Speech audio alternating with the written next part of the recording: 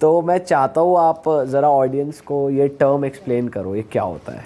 तो जैसे मीडियमशिप है, मीडियम नाम से ही पता चलता है एक ज़रिया, ठीक है, कि आप एक मीडियम बन रहे हो कोई चीज़ करने के लिए।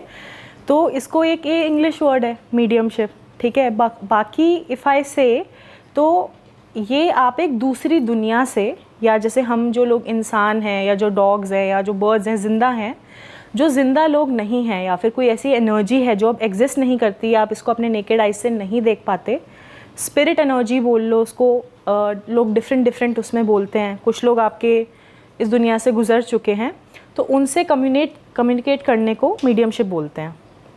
तो ये एनिमल्स की स्पिरिट से भी कर सकते हैं? आप एनिमल्स, बर्ड्स, किसी की स्नेक, किसी की भी स्पिरिट से आप कम्युनिकेट कर सकते हो।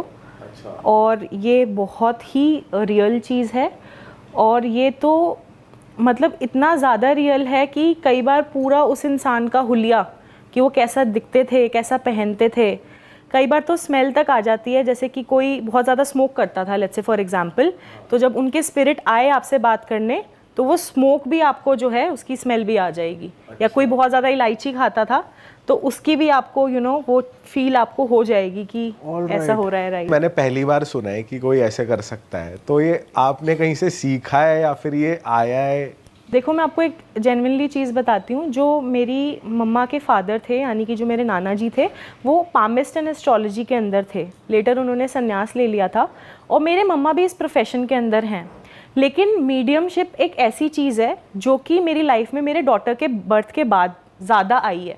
मतलब इससे पहले ना मुझे हमेशा एक जिसको बोलते हैं ना, चीज़ें खिंचती थी, मैं करती थी, बहुत सारी मोडालिटीज़ करती थी।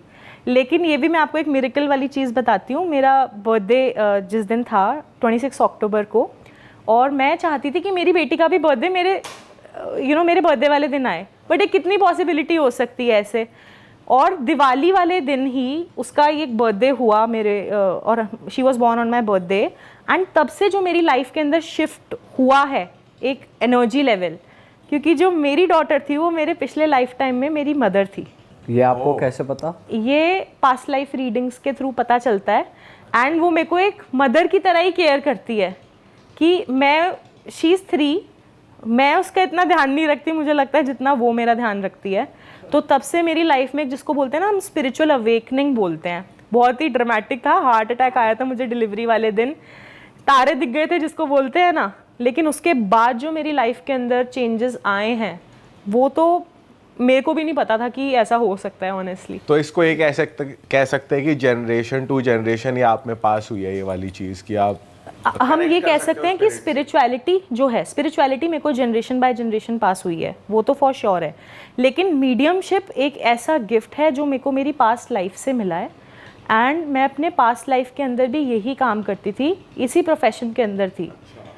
तो ये एक चीज़ बहुत मेरे को भी इंटरेस्ट करती है, क्योंकि मेरी फैमिली में मीडियमशिप कोई नहीं करता है। मैम, अभी हम पास्ट लाइफ के बारे में बात करेंगे, लेकिन जो ये मीडियमशिप आपने बताया, इसको सरल भाषा में कह सकते हैं कि आप आत्मा से बात कर सकते हैं। हाँ, है ना? आत्मा से बात कर सकते हैं। और इससे जितना मैं आपसे आसानी से बात कर रही हूँ, मेरे ख्याल से उससे ज़्यादा आसानी से मैं आत्मा से बात कर सकती हूँ, क्योंकि इंसान से बात करना मुश्किल हो गया है आजकल।